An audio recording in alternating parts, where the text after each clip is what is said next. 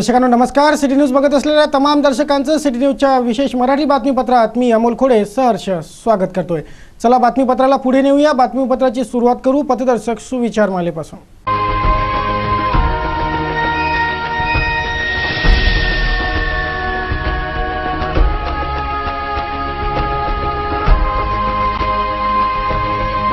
बातमीपत्राची सुरुवात करू शहीदांना नमन करून। 23 मार्च म्हणजे शहीद दिवस। या दिवशी शहीद भगतसिंग, राजगुरू, सुखदेव या क्रांतिकारी वीर पुरुषांना फासावर लटकवण्यात आलं होतं। आज त्यांचा स्मृती दिवस। या स्मृतिदिनी सिटी न्यूज चॅनल परिवाराच्या वतीनं शहीद भगतसिंग, सुखदेव आणि राजगुरू यांच्या पावन स्मृतीस विनम्र अभिवादन।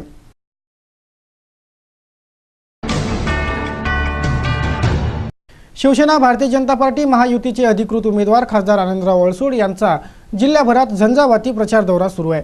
जिल्ह्याभरातील गावांना भेटी देऊन खासदार अडसूळ ग्रामवासियांशी संवाद साधून त्यांना ग्राम उत्थानाची ग्वाही देत प्रचारात व्यस्त आहेत। शिवसेना, भाजप महायुतीतर्फे फेर उमेदवारी मिळालेल्या खासदार आनंदराव अडसूळ यांचा जिल्हाभर झंझावाती प्रचार दौरा सुरू आहे। शनिवारी खासदार अडसूळ यांनी जिल्ह्यातील मंगरुळ, भिलापूर, शिरसगाव, अडगाव, काटसूर, विचोरी, तळेगाव, विष्णोरी, पोरगव्हाण, दामणगाव आदी गावांना भेटी देऊन तेथील ग्रामवासियांशी मुक्त संवाद साधला। जर एखाद्या गावामध्ये आजारी माणूस पडला त्याला तालुक्याच्या किंवा शहराच्या ठिकाणी घेऊन जायचं असेल तर त्याला घेऊन जाणं शक्य नव्हतं। कदाचित रस्त्यामध्ये कधी घेतली आणि मग गावाचा विकास करताना जोपर्यंत प्रत्येक गावाला चांगला रस्ता दिला जात आहे आणि मग प्रधानमंत्री ग्राम सडक योजना ही केंद्राच्या संपूर्ण पैशाने आणि बजेट त्याच्यावर जरी बाकी नॉर्मली एखाद्या 1 किलोमीटर रस्त्याला 10 लाख रुपये खर्च येत असेल डांबरी करणारा तर प्रधानमंत्री सडक योजनेमधून त्याच्यावर 25 लाख रुपये दिले जातात आणि 5 वर्षामध्ये थोडी जरी नादुरुस्त झाला तर ज्या ठेकेदाराने तो रस्ता केला आहे त्याची ती जबाबदारी राहते। ह्या गोष्टी एवढ्यासाठी मी समजावून सांगतोय की ह्या आणल्या कोणी योजना, यापूर्वी कोणी का आणल्या नाही आणि त्या योजनेचा आपल्याला सगळ्यांना फायदा कसा होतोय, त्या योजना आपल्याकडे आल्या निश्चित अभिमानाने गर्वाने मी सांगेन। निवडून आल्या अनेक ठिकाणी ज्यावेळी प्रस्तावित केल्या अनेक रस्त्यांचं आम्ही भूमिपूजन केलं आणि ते रस्ते आज परिपूर्ण झाले। ज्यावेळेला माझ्या लक्षामध्ये आलं केवळ रस्ता करून चालणार नाही, मेळघाटमध्ये राबून आम्ही रस्ते पाहिले, अनेक पुढे नाल्या आहेत, नद्या आहेत आणि ज्यावेळी पावसाळा येतो रस्ता चांगला आहे परंतु त्या ठिकाणी नाला किंवा पुढ्याला पाणी आलेलं आहे, पूर आलेला आहे आणि वाहतूक बंद होते, संपर्क तुटतो आणि मग त्यावर पुलाची योजना ती पुलाची योजना आली पाहिजे आणि सभागृहामध्ये मांडून त्या ठिकाणी आम्ही त्याला सांगितलं आपल्या योजनेचा पुरेपूर फायदा द्यायचा असेल, 12 महिने वाहतूक करायची असेल तर आपण त्या ठिकाणी पूल मंजूर केली गेली पाहिजे। माझ्या या गावचा 5 किंवा 10 लाखाचा रस्ता आम्ही हो म्हणून सुद्धा झाला नसेल, त्याला काही तांत्रिकी कारण असतील, कदाचित दुर्लक्ष झालं असेल, आपला पाठपुरावा कमी पडला असेल किंवा आमच्याकडून पण दुर्लक्ष झालं असेल, पण तरीसुद्धा एक गोष्ट लक्षात की आपला फंड पुरेपूर वापरला पाहिजे। ज्याने पाठपुरावा ज्याला म्हणतो जो पहिला आला, पहिल्या संधी घेतली त्याने घेऊन गेला। मला या ठिकाणी भाऊसाहेबांचं मुद्दा उदाहरण दे जुळते का पाहिलं, एक योजना पाहिली की जर तुम्ही 10% भरणार असाल तर सरकार 90% द्यायला तयार आहे। भाऊसाहेब म्हणाले साहेब गावची यात्रा असली तर 10-20 रुपये द्यायला लोक किचकिच करतात, कशा प्रकारे होईल? शेवटी आम्ही काही ना काही मार्ग काढला कारण पाठपुरावा केल्यानंतर काय होतं त्याचं एक उदाहरण मी आपल्याला सांगितलं। एक रस्ता भले कुठल्या माध्यमातून झाला करायची भावना असते परंतु त्या ठिकाणी आपल्याला निधी किती मिळतो, निधी किती खर्च झाला, गावं किती आहे हेही लक्षात घेण्याची गरज। तर मला वाटतं दैनिक भास्कर नावाचं वर्तमानपत्र दिल्लीबरोबर प्रसिद्ध होतं, त्यांनी म्हटलं होतं महाराष्ट्राच्या 48 खासदारामध्ये पै ना पै निधी खर्च करणारा खासदार हा तुमच्या या खासदाराचा त्या ठिकाणी उल्लेख कुठे केलेला होता। हे काम आम्ही करणाऱ्यापैकी आहोत। फक्त या गावात झालं असेल, त्या गावात झालं असेल, दुसऱ्या गावात झालं असेल, तिसऱ्या गावात झालं नसेल हे जरूर मी मान्य करेन। संपर्काच्या दृष्टीने मी सांगितलं काय हे मुद्दे उपस्थित करतोय कारण 4 महिन्याचं अधिवेशन, दर महिन्याची दिल्लीची पार्लमेंटची कमिटी, ह्या सगळ्या गोष्टी जर आपल्याला करायच्या असतील ज्यासाठी खऱ्या अर्थाने तुम्ही आम्हाला पाठवा। अनेक गावे आजही विकासापासून दूर आहेत। गावागावातील शाळा, मूलभूत सेवा सुविधांसाठी खूप कामे करवायची आहे।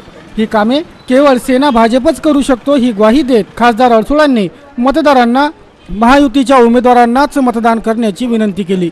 ही माणसं जनतेमध्ये जाऊन मिसळून त्या ठिकाणी कामं करतात, त्या ठिकाणी आपल्याला विकासाची सुचवलेली कामं करण्याचा प्रयत्न करतात, संपर्कामध्ये राहतात। त्या माणसांना आपण निवडून दिलं गेलं पाहिजे अशा प्रकारची मानसिकता आपण तयार करा.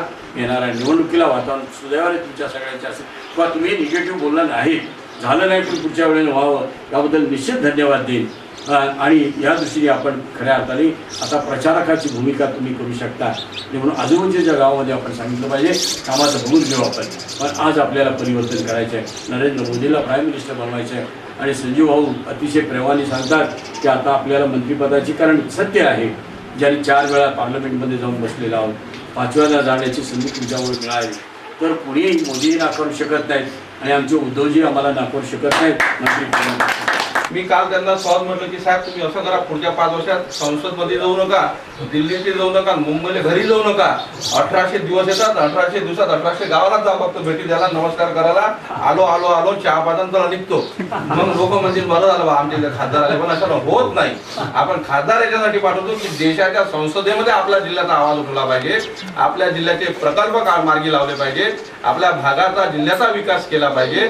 आणि त्या विकासामध्ये सांगता सांगता राहून गेलं की किल्ले मिल तिथं आल्यानंतर आपल्याच बाजूला नांदगावपेठ MIDCला गारमेंट झोन जे 42 एकर शेतीवर तयार होणार आहे, हे गारमेंट झोन त्या ठिकाणी तयार मंजूर केलेली आहे.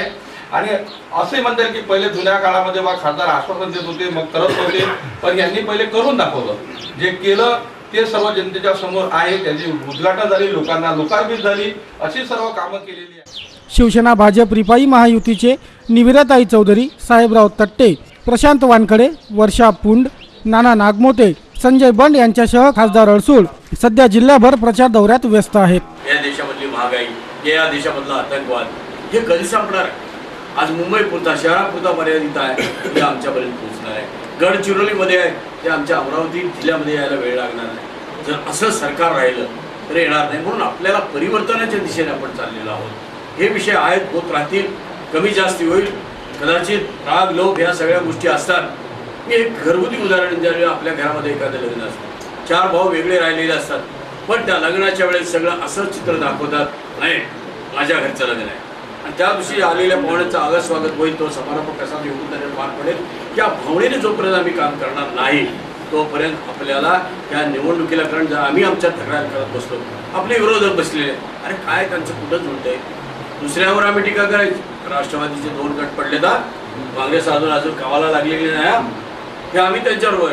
आणि आमच्या घरामध्ये झालेल्या बैठकीमध्ये जर असा सूर लागला, भले सूर काढण्याची गरज आहे, पण इतरांनी आमच्या विरोधाकडे ऐकल्यानंतर तो फक्त एवढाच प्रचार करणार, कुठे काय ते तक्रारी अजूनही सुद्धा आहे, अजूनही काय जुळलेलं नाही.